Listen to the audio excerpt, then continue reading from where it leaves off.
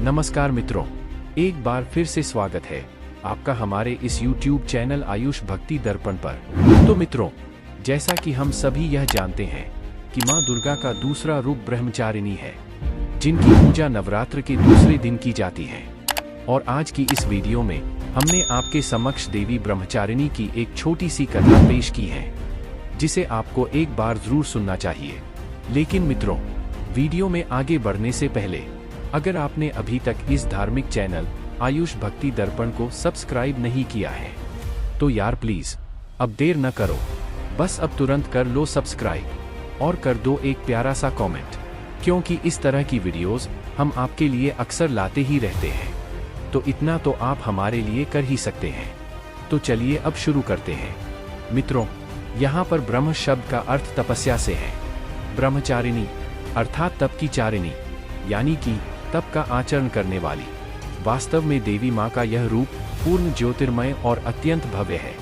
इस देवी के दाएं हाथ में जप की माला है और बाएं हाथ में यह कमंडल धारण किए हुए है। पूर्व जन्म में इस देवी ने हिमालय के घर पुत्री रूप में जन्म लिया था और नारद जी के उपदेश से भगवान शंकर को पति रूप में प्राप्त करने के लिए हजारों वर्षों तक तपस्या की थी।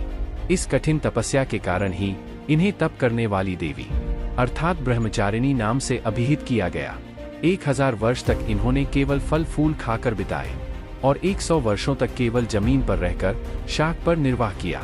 कुछ दिनों तक कठिन उपवास रखे और खुले आकाश के नीचे वर्षा और धूप के घोर कष्ट सहे।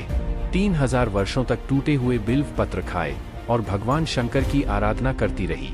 इसके बाद तो इन्होंने सूखे बिल्व पत्र खाना भी छोड़ दिए। कई हजार वर्षों तक निर्जल और निराहार रहकर तपस्या करती रही। पत्तों को खाना छोड़ देने के कारण ही इनका नाम अपर्णा पड़ गया। कठिन तपस्या के कारण देवी का शरीर एकदम क्षीण हो गया। इससे देवता, ऋषि, सिद्धगण, मुनि आदि सभी ने ब्रह्मचारिणी की तपस्या को अभूतपूर्व पुण्य कृत्य बताया और उनकी सराहना की और कहा कि हे देवी, आज तक किसी ने इस तरह की कठोर तपस्या नहीं की है। यह तो केवल तुमसे ही संभव हो सकी है।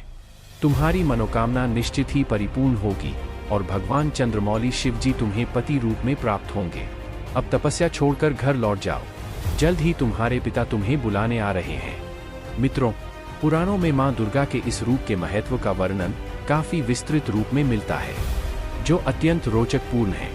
जो भक्त मां ब्रह्मचारिणी की उपासना करते हैं, वे मनुष्य कठिन से कठिन संघर्षों में भी अपने कर्तव्य पथ से विचलित नहीं होते हैं तथा उन्हें मां की कृपा से सर्व सिद्धि भी प्राप्त हो जाती है।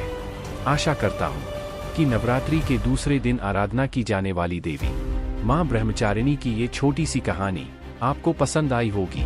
मित्रों, अगर आपको हमारे द्वारा दी गई ये जानकारी पसंद आई तो आप हमारे इस YouTube चैनल आयुष भक्ति दर्पण को लाइक, सब्सक्राइब, कमेंट और शेयर भी जरूर करें और कमेंट में जय माता दी जरूर लिखें। तो मित्रों, आज के लिए बस इतना ही। अब आगे मिलते हैं किसी नई वीडियो में किसी नई जानकारी के साथ। धन्यवाद।